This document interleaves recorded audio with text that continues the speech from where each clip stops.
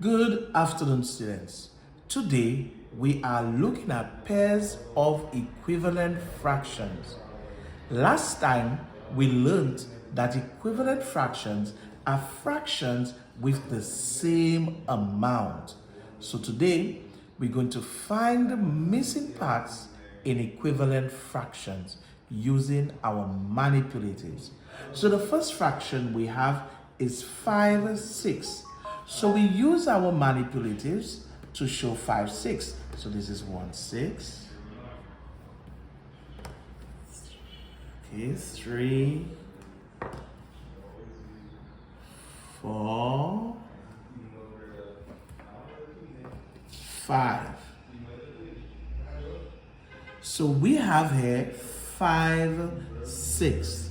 Now, what we're looking for our fraction pieces with 12. Now, since we know that equivalent fractions are fractions with the same amount or occupy the same amount as the same value, different names, what we are going to do, we are going to look at 12s to see how many 12s will fit each part. So, we'll try this here. So we're looking at 1/6. And now we use a second part. So what do we notice? We notice that 2 12s, two parts will fit 1/6 exactly. So what we're going to do now is to cover each part using 2 12s.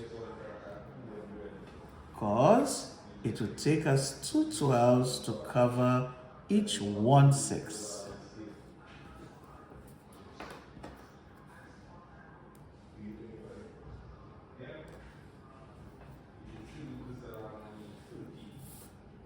So boys and girls, there we see that each part would use 2 12s to cover each part. So let's count how many 12 pieces do we have? We have 2, 4, 6, 8, 10 12s. How many 12s do we have?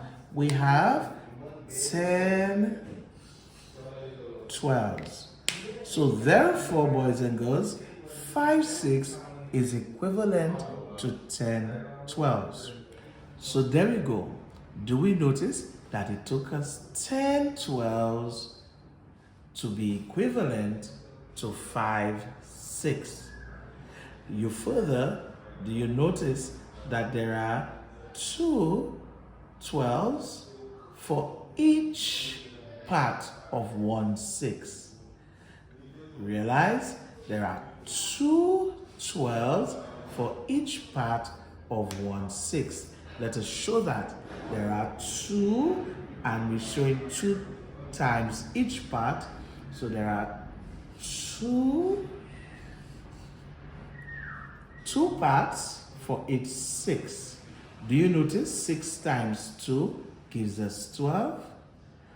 And there are 2 parts for each to give us our missing number. Here you go, 2 parts for each. So therefore, if we do 2 parts for each, we are going to get our equivalent fraction. 5 2s will give you 10 and 6 2s will give you 12.